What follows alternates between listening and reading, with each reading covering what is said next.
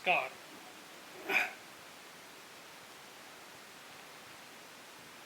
आज हम third paper BEd प्रथम वर्ष लर्निंग एंड टीचिंग के अंतर्गत अभिप्रेरणा या मोटिवेशन का अध्ययन करेंगे। सबसे पहले जानते हैं हम प्रेरणा का अर्थ, इट्स मीनिंग। मनोविज्ञान व्यवहार की व्याख्या करता है। Psychology is a science of human behaviour. मानव व्यवहार की व्याख्या करता है।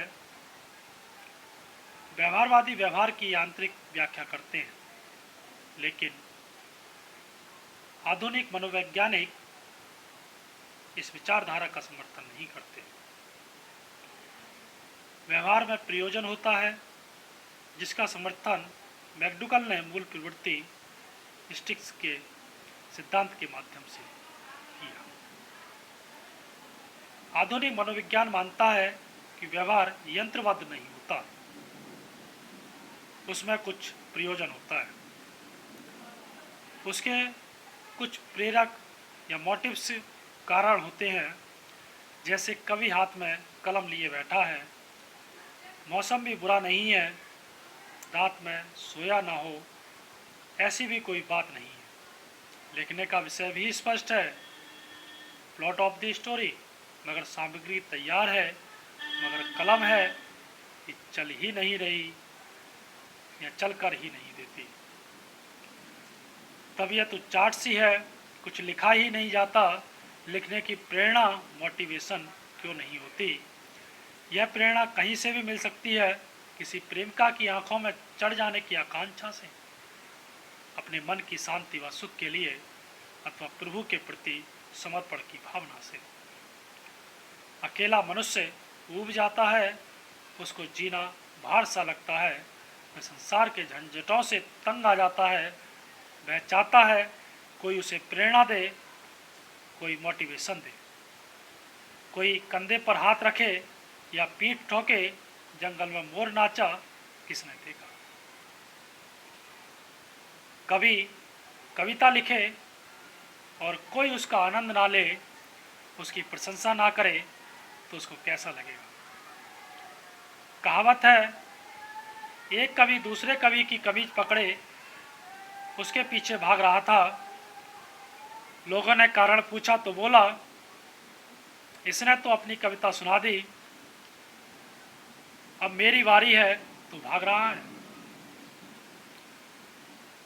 दूसरों की प्रशंसा से या उसके आनंद से उसे कविता लिखने की जो प्रेरणा या मोटिवेशन मिला है, एक कवि ने आंख से ढलकते हुए आंसू पर कविता लिखी और उसकी सुंदरता के बखान को न रोक पाया, क्योंकि वे कवि नए नए शीर्षकों पर रचना करने के माहिर समझे जाते थे। इस प्रकार प्रेरणा मनुष्य के दैनिक अनुभव का विषय है। कार्य सरल हो या कठिन हो, बिना प्रेरणा या मोटिवेशन के नहीं हो सकता। सामर्थ्य होने के बाद जितनी प्रेरणा जबरदस्त होगी, काम उतनी ही तेजी से होगा। किसी ने कहा है, better the motivation better the learning. केवल अनुभव ही नहीं, व्यवहार में प्रेरणा भी महत्वपूर्ण स्थान रखती है। सुई चुभोने पर हाथ हटाने के लिए, आंख के पास किसी वस्तु के आने पर पलक झपकने के लिए, या किसी सुंदर वस्तु को सामने आते देखने में किसी प्रेरणा की आवश्यकता नहीं पड़ती। रिफ्लेक्स एक्शन, प्रतिवर्ती क्रियाएं स्वतः ही हो जाती हैं। जीवन के समस्त व्यवहारों या बिहेवियरों में आंतरिक और बाह्य, इंटरनल और एक्सटर्नल मोटिवेशन का हाथ अवश्य रहता है। माँ बालक के पालन पोषण में दिन रात लगी रहती है, उसे नहलाती है, धुलाती है, उसके बीमार होने पर रात भर जागती है। यह बच्चे के प्रति माँ का व्यवहार प्रेरणा का ही परिणाम है, मोटिवेशन का ही रिजल्ट है। मुंडेर पर बैठा कबूतर का जोड़ा एक मुंडेर से उड़कर दूसरी मुंडेर पर जाता है और नीड़ का निर्माण करता है। सड़क पर आदमी मारपीट करते हैं यह यंत्रवत व्यवहार या बिहेवियर नहीं कहा जा सकता, ऑटोमेटिक बिहेवियर नहीं है। विद्यार्थी सारी सारी रात पढ़ता है, यह यंत्रवत नहीं है। इसके पीछे मोटिवेशन है, प्रेरणा है। अनेक कामों के पीछे एक प्रेरक मोटिव्स हो सकता है और एक काम के पीछे अनेक कारक हो सकते हैं, फैक्टर्स हो सकते हैं। एक व्यक्ति किसी भिखारी को चोट मारने के उद्देश्य से ही उसकी ओर पैसा फेंक सकता है और दया की प्रेरणा से भी इस प्रकार एक सिपाही परोपकार की भावना से प्रेरित होकर किसी डूबते को बचा सकता है या जेल भेजने के लिए भी।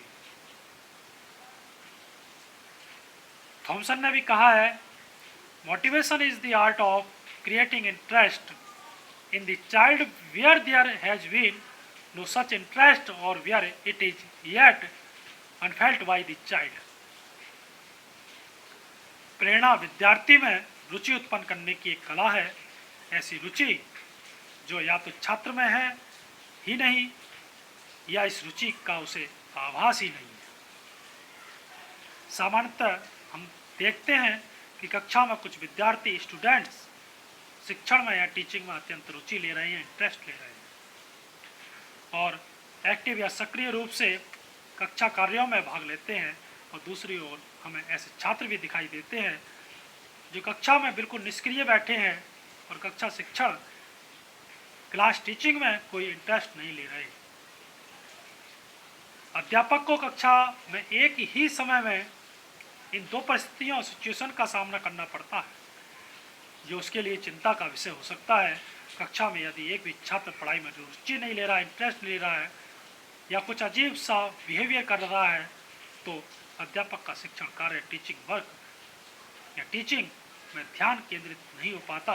ऐसी स्थिति में अध्यापक सोचता है कि जो छात्र शिक्षण में रुचि नहीं ले रहा है वह फिजिकल रूप से तो कक्षा में उपस्थित है लेकिन मेंटली तौर पर उसका ध्यान कहीं और लगा है। ऐसा छात्र दीवा स्वप्न डे ड्रीमिंग के शीघ्र ही शिकार हो जाते हैं और अध्यापक के लिए कई प्रकार की समस्याएं प्रॉब्लम्स खड़ी करते हैं।